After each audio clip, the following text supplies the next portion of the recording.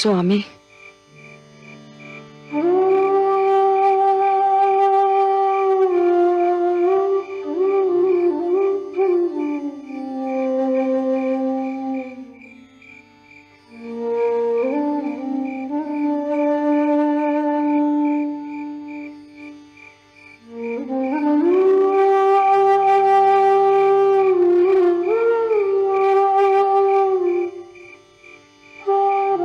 यदि आप मुझे कोई समाचार सुनाने आई हैं देवी, तो उसकी कोई आवश्यकता नहीं। समाचार मुझ तक पहले ही पहुंच चुका है। मैं कुछ और कहने आई हूं स्वामी। कहिए। पुत्र हैग्रीव का शव चिता पर रखा है, केवल आपकी प्रतीक्षा है। आप नहीं चलेंगे? नहीं देवी। क्या मरने वाला आपका पुत्र नहीं था? पुत्र अवश्य था, परंतु मेरे लिए वो उसी दिन मर गया था जिस दिन उसने मेरा बताया मार्ग छोड़कर हिंसा के मार्ग पर पहला पग रखा था। चिता पर जो शव रखा है वो तो एक शरीर है, एक ऐसे अपराधी का जिसे दंड मिलना ही चाहिए। उसे तो इससे भी कड़ा दंड मिलना चाहिए था। परंतु स्वामी, इस पूरी घटना में परंतु का कोई स्थान नहीं है देवी। उसने महान वेदों की चोरी की थी। उसने उजाले को अपने अज्ञान और अहंकार के अंधेरे से ढांपना चाहा था, और वही अंधकार उसे स्वयं निकल गया। नहीं देवी, मैं वहां नहीं जाऊंगा।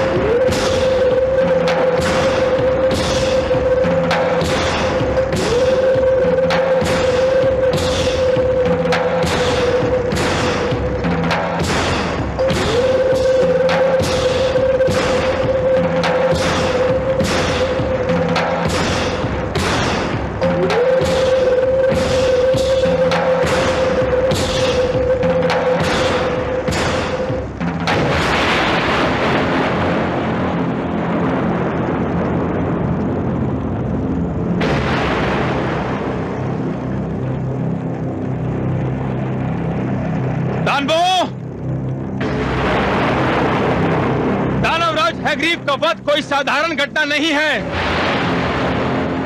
दानवराज का वध करके हमारे स्वाभिमान को ललकारा गया है, हमारे समाज को चुनौती दी गई है।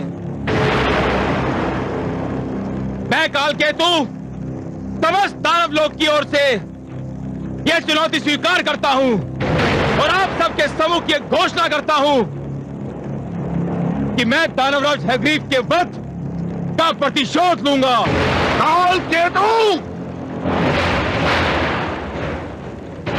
मैं तुमसे भली भांति परिचित हूं कालकेतु।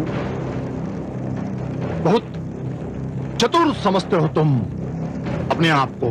हर्षल, चिल्लाओ मत कालकेतु। मैं जानता हूं कि प्रतिशोध की आड़ में तुम्हारा लक्ष्य क्या है।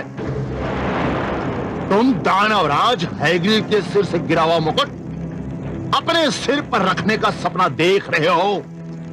नहीं तो बताओ, दानवराज हैग्रीव का प्रतिशोध लेने वाले तुम कौन होते हो? मैं दानव लोक का भावी अधिपति हूं, दानवराज का उत्तराधिकारी हूं। देख लिया तुम लोगों ने। अरे कोई सब पूछे कि किसने इसे हमारा अधिपति नियुक्त किया है? बताओ इसे कि ये दानवों का लोक है। यहां अधिकारों के लिए चुनाव नहीं होता, यहां सर्वसम्मति जैसे व्यर्थ शब्दों का कोई महत्व नहीं। यहां अधिकार उसका होता है जिसकी भुजाओं में बल होता है। यहां जो बढ़कर स्वयं उठा लेता है मुकुट उसी का होता है। तो समस्त दानव समाज जानता है कि मैं सेनापति हूं। हर युद्ध का संचालन मैंने ही किया है, इसलिए दानव सिंहासन पर सर्वप्रथम मेरा ही अधिकार है। तो फिर छीन लो ये अधिकार मेरे हाथों से, यदि शक्ति हो तुम में। मैं इस अधिकार को सरलता से तो तुम्हारे हाथों में नहीं सौंप सकता।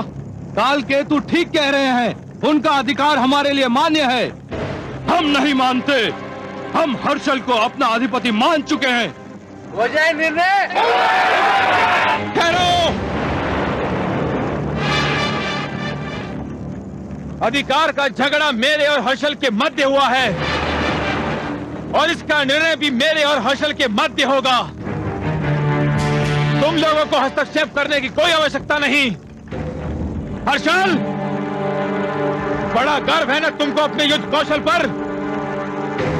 आज वो गर्व भी चूर चूर हो जाएगा और तुम्हारे भी टुकड़े टुकड़े हो जाएंगे। ऐसे अवसर पर मैं नहीं बोलता कालकेतु, मेरा खड्ग बोलता है।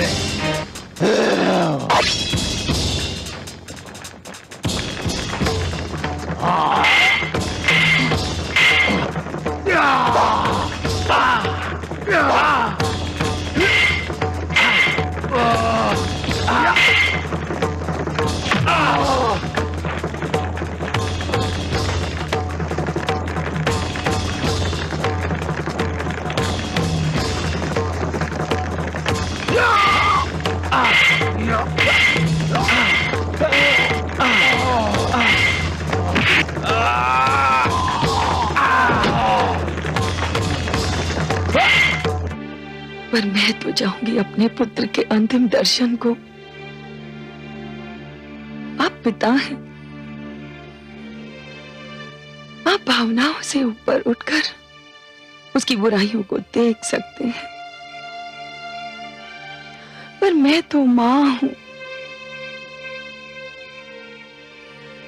ये कैसे संभव है कि जिस पुत्र को मैंने अपनी गोद में थपकियां देकर सुलाया था, आज वो जब चिर निद्रा में सोया है, मैं उसे देखने न जाऊं। यही तो समस्या है। कुछ माताएं अपनी भावनाओं से ऊपर उठ ही नहीं पाती, फिर वही परिणाम जो आज आपके सामने है। किंतु मैं आपको रोकूंगा नहीं। मैं आपकी ममता की भावना को अच्छी तरह समझता हूं, उसका आदर करता हूं, किंतु एक चेतावनी देना भी अपना कर्तव्य समझता हूं। कैसी चेतावनी स्वामी? आपके पुत्र हयग्रीव ने जिस दानव संस्कृति का बीज बोया था, वो संस्कृति आज एक विशाल और भयंकर रूप से विराट वृक्ष बन चुकी है। आप वहां जाकर उस दानव संस्कृति का नग्न नृत्य देखेंगी तो आपका दुख और भी बढ़ जाएगा। कुछ भी हो स्वामी, मुझे जाना तो होगा, नहीं तो एक मां का हृदय मुझे कभी क्षमा नहीं करेगा।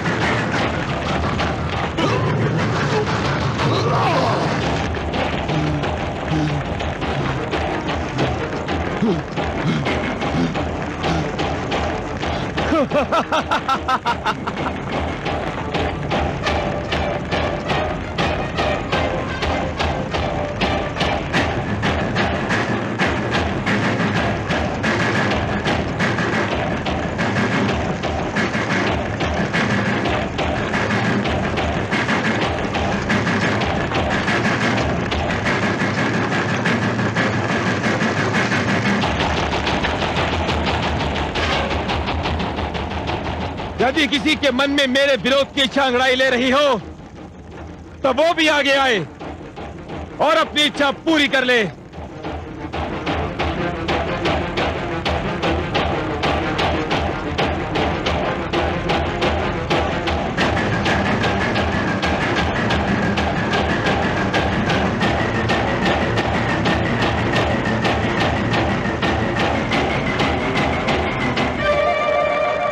सत्य कहा था मेरे स्वामी ने कि यहां आकर मेरा दुख बढ़ जाएगा।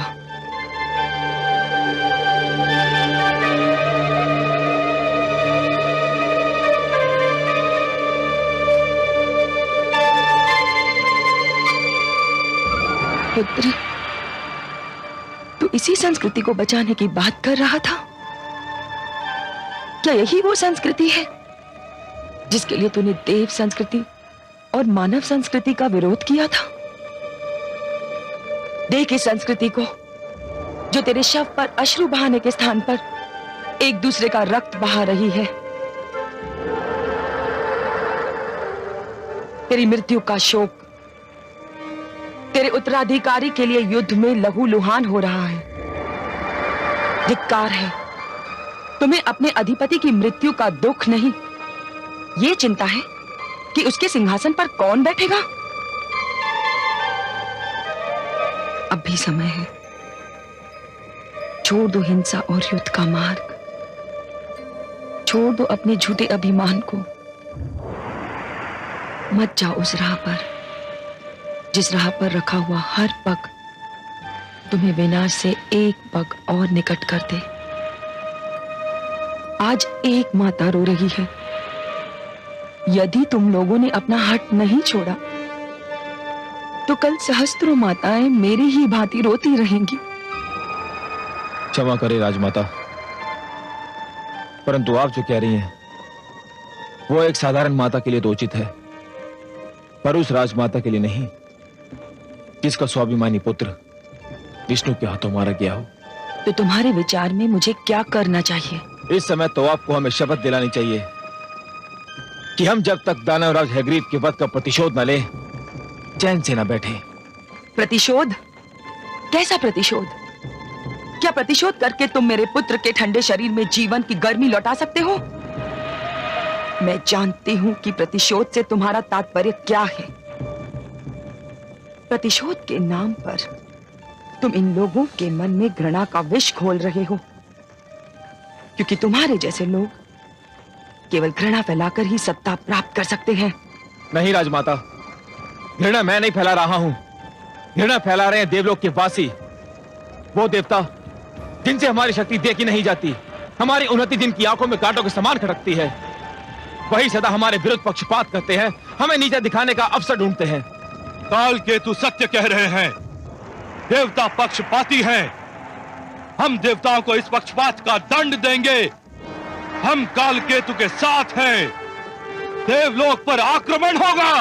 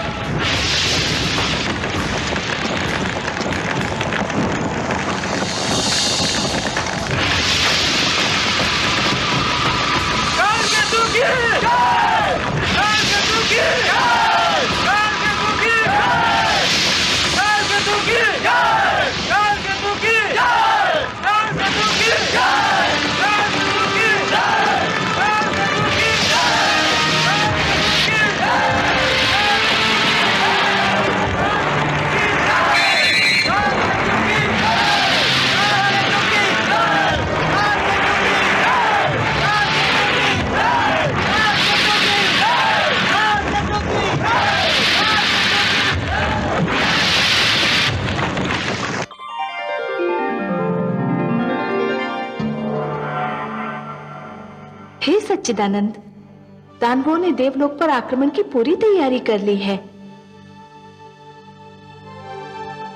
देवलोक पर युद्ध के बादल छा रहे हैं कमल नयन। दानवों से और आशा भी क्या की जा सकती है महादेवी। बिच्छू का किसी को डंक मारना केवल उसकी प्रवृत्ति ही नहीं, उसकी विवशता भी है, क्योंकि डंक मारकर ही तो वो अपने अस्तित्व का प्रमाण देता है। यदि दानवों में युद्ध, हिंसा और रक्त की प्यास ही ना हो तो उन्हें दानव क्यों कहा जाए? वो धर्म की रक्षा के लिए युद्ध नहीं करते देवी, वो तो युद्ध को ही अपना धर्म मानते हैं। परंतु वो मूर्ख ये नहीं जानते कि जो द्वेष और घृणा को अपनी संस्कृति मानते हैं वो उसी द्वेष और घृणा की अग्नि में भस्म भी हो जाते हैं, क्योंकि द्वेष और घृणा दूसरों को कम क्षति पहुंचाते हैं, स्वयं को अधिक। परंतु देवलोक के वासियों को अपनी रक्षा के लिए कुछ तो करना ही होगा। अवश्य करना होगा महादेवी, अवश्य करना होगा, परंतु वो युद्ध इन दानवों की भांति उन्मादी नहीं होना चाहिए। यदि देवलोक पर आक्रमण होता है तो देवताओं को उसका इतना कठोर उत्तर देना होगा कि दानवों के केवल शस्त्र ही नहीं, उनका साहस भी सदा के लिए टूट जाए। देख नहीं रही हैं आप देवराज इंद्र कितनी चिंता में डूबे हुए हैं।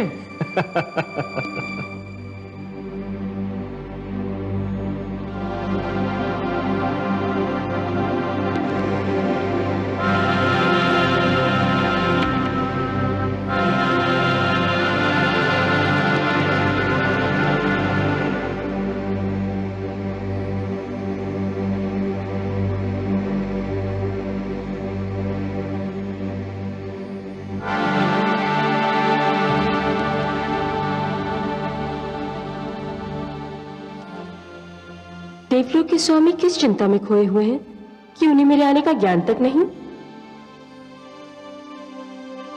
आप तो वास्तव में बहुत चिंतित दिखाई दे रहे हैं नाथ।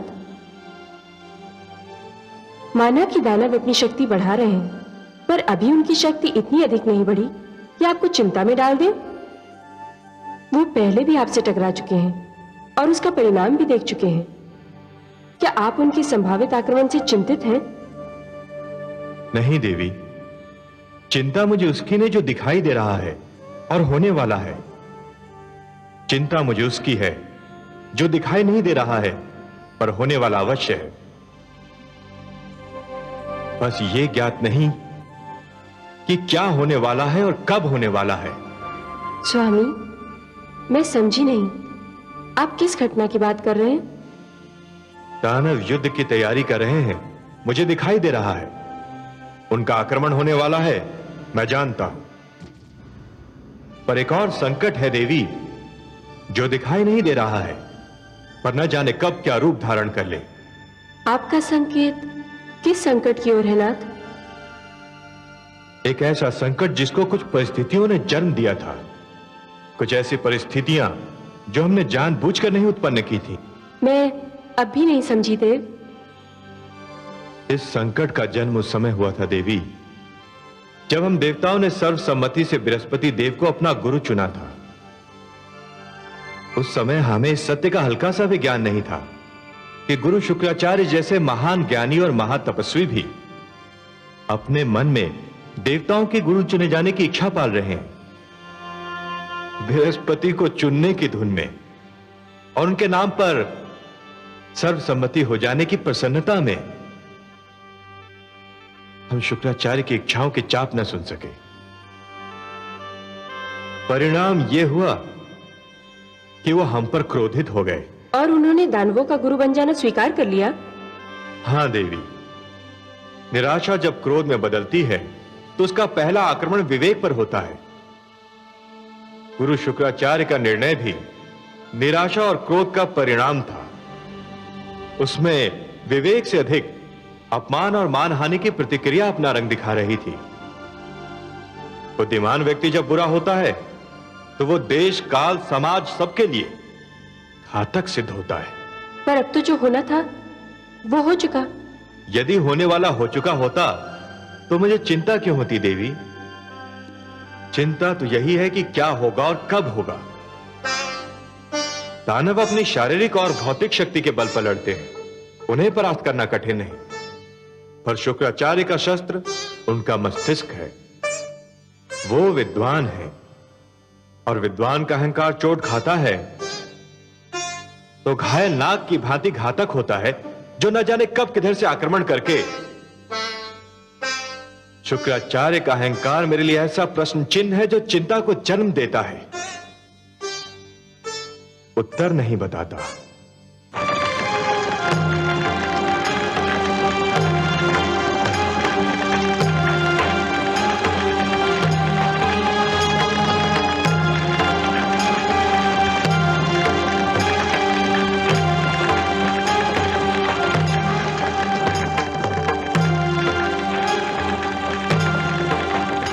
गुरुदेव,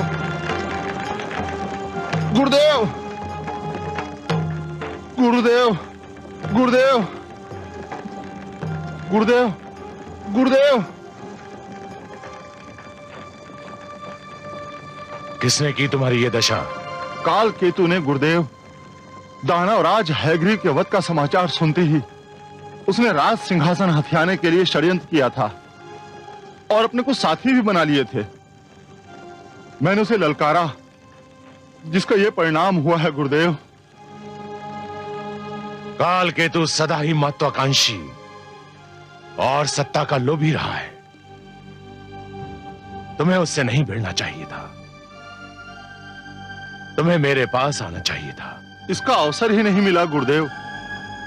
ये सब कुछ एक सोची समझी योजना के कारण अवश्य हुआ था, पर हुआ था इतना अचानक कि किसी के पास कुछ भी सोचने समझने के लिए समय ही नहीं था। और अब तो जो होने वाला है वो इससे भी बुरा होगा गुरुदेव। काल केतु ने देवलोक के विरुद्ध युद्ध की घोषणा कर दी है। क्या? हाँ गुरुदेव, आक्रमण किसी भी समय हो सकता है, युद्ध किसी भी क्षण छिड़ सकता है। नहीं, यह बहुत बड़ी भूल होगी। देवताओं से युद्ध आवश्यक है, उन पर आक्रमण होना ही चाहिए।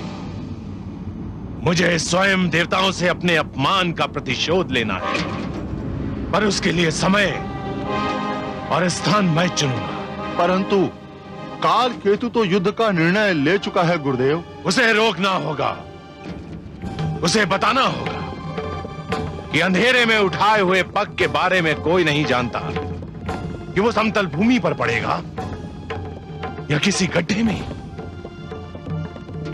काल केतु अपनी भावुकता में कोई भयंकर भूल न कर बैठे। मैं स्वयं तुम्हारे साथ चलता हूं।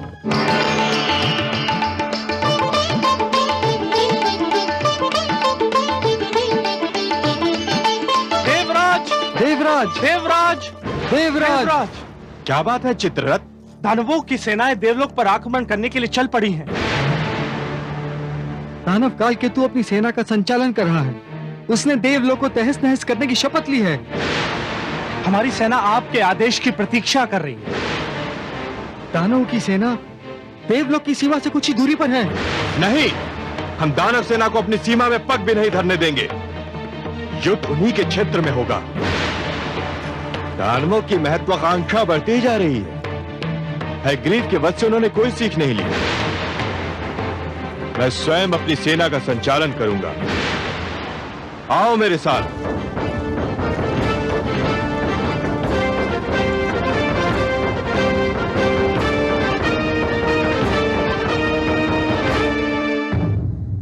मैं मां हूं, धरती मां।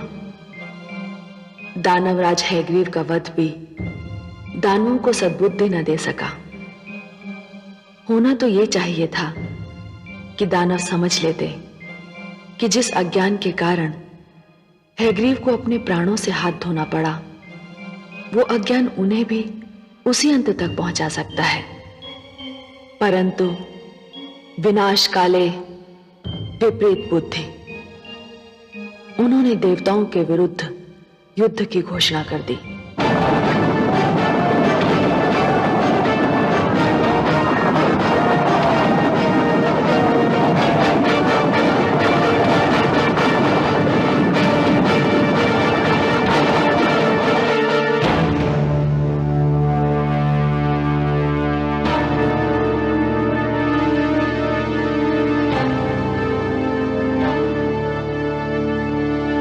हे इंद्र, तुम देवताओं ने सदैव हमारा तिरस्कार किया है।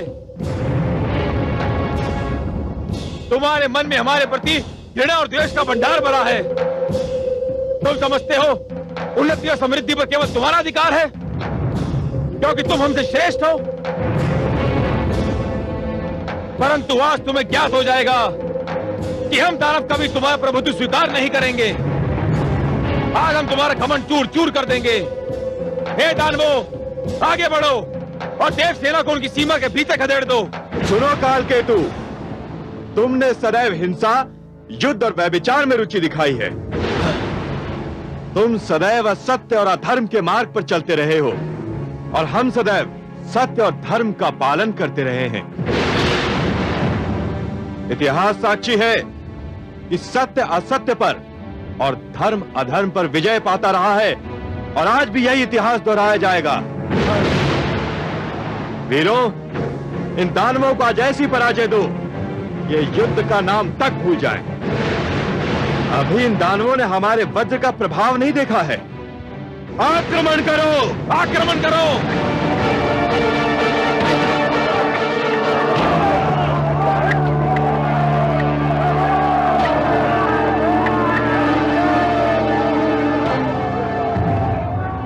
परिणाम ये हुआ कि घमासान रण हुआ। दोनों सेनाएं एक दूसरे पर टूट पड़ी। दानवों ने अपनी सारी शक्ति युद्ध भूमि में झोंक दी। रणभूमि रक्त सागर में बदल गई। देवताओं ने भी पूरी शक्ति से दानवों के आक्रमण का उत्तर दिया। दानवों को भारी क्षति हुई। उनके सेनानी भारी संख्या में मारे गए। सारी रणभूमि उनके मृत शरीरों से पट गई और अंत में दानव सेना के पांव उखड़ गए। स्वयं कालकेतु घायल होकर रणभूमि से ले जाया गया। दानवों की पराजय का एक कारण यह भी था कि वे अपने गुरु शुक्राचार्य की ये बात भूल गए थे कि उनकी अनुमति के बिना युद्ध न किया जाए। परंतु मेरी चिंता यह थी कि दानवों की इस पराजय की देवताओं पर क्या प्रतिक्रिया होती है।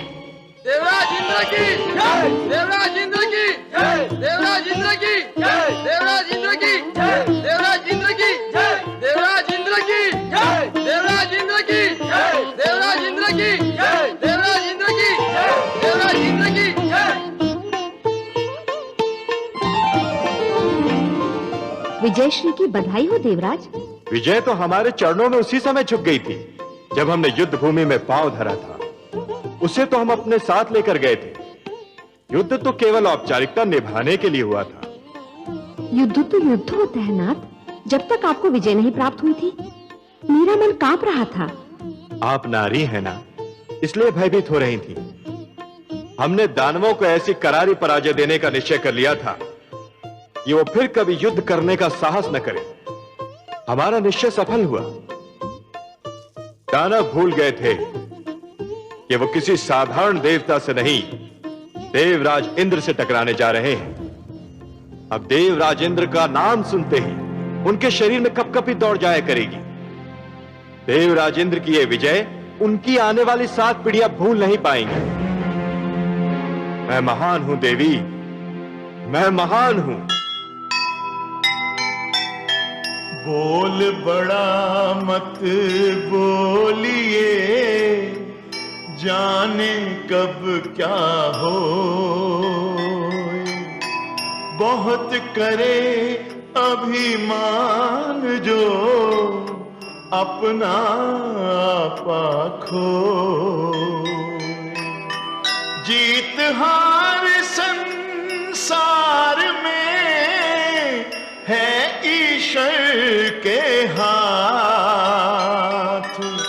रंग बदलता है समय, मत भूलो ये बात,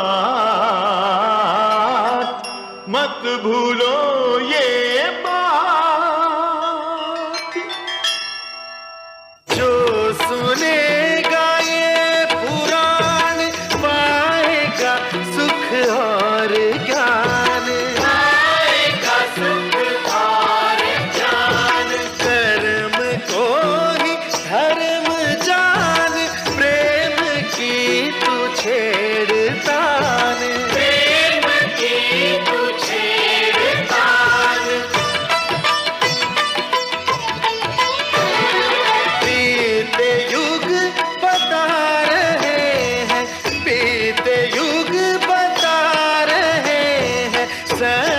पथ पे चल सुजान विष्णु पुराण।